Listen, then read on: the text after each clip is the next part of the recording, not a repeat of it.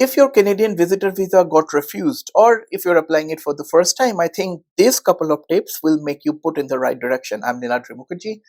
I am a regulated Canadian immigration consultant. I practice in Mississauga, Ontario, Canada, and I'm the founder and the CEO of Nuvonation Immigration Consulting. So when clients come to me for consultation for their visitor visa cases, 99% of them have already got a couple of refusals, right? So I've literally worked on clients from one refusal to 15 refusals, 1 5, and everything in between. So I really know what all could have potentially gone wrong in those applications to be able to make this video to probably put you place in the right direction, right? So the first mistake to avoid in any kind of a Canadian visitor visa application is to think that somebody can sponsor your visit here in Canada, unless and until you are a dependent child, right?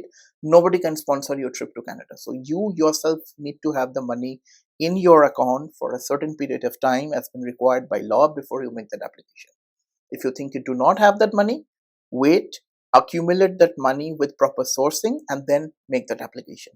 If you think you will not be able to have that kind of a money, to be honest, don't make that application, right?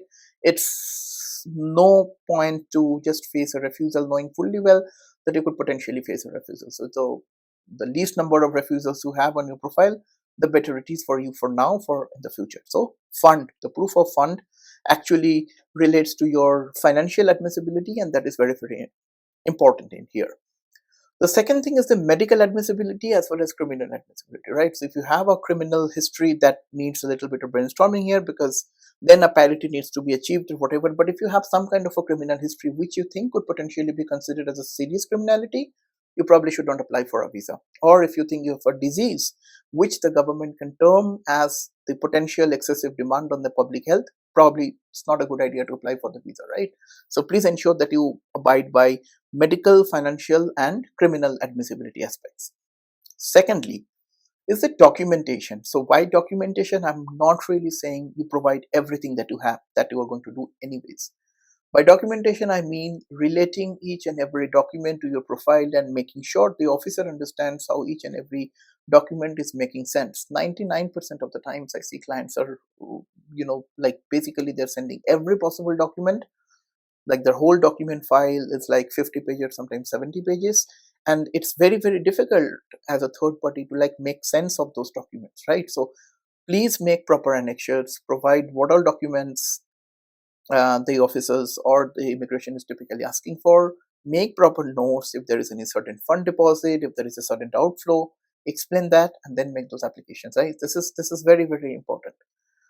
Thirdly, and most importantly, if you have faced multiple refusals in the past, just do not keep on making applications after applications. Now, this is also a very common trend that I see, right? So if you have faced like 5 refusals, okay, and if you have not yet procured the GCMS notes, if you have not yet sort of understood the real reasoning behind the refusals, because just a refusal letter doesn't say anything, right? Stop, introspect, maybe come for a consultation or go somewhere where you feel more confident and comfortable, understand the real reasoning, and then decide whether this is the next core, well, this is the best time to apply or not. If this is not the best time, stay put, take a pause, take your time, and apply when the time is right?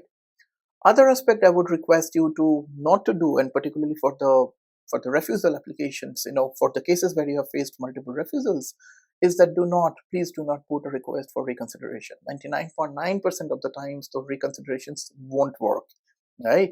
You may not even hear back anything from immigration. Even if you do, it is going to take months.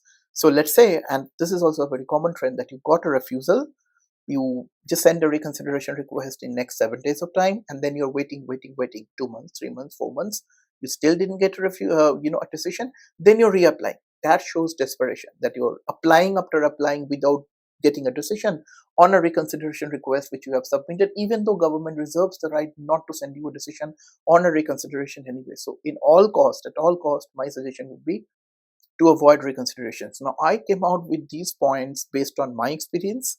This is not to say that whatever file that I have worked on so far got approved. There have been refusals as well. But at least from my experience, I could understand that these are some of the vital aspects that one should have before to apply for a Canadian visitor visa, because a visitor visa is not only to see Niagara Falls.